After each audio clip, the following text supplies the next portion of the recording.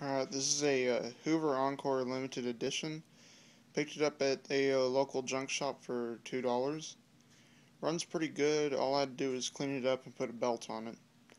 Well, we're going to take it for a test run. I hope y'all enjoy this video.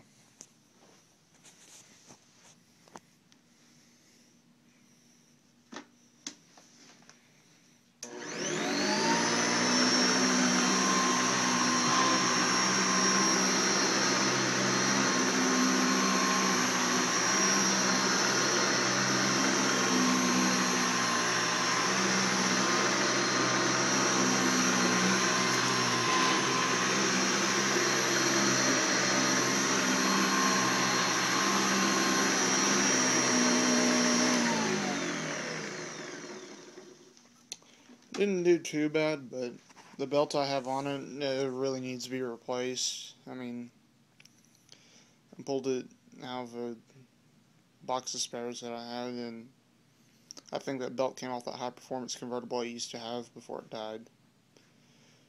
Oh well, I'm glad to have another convertible.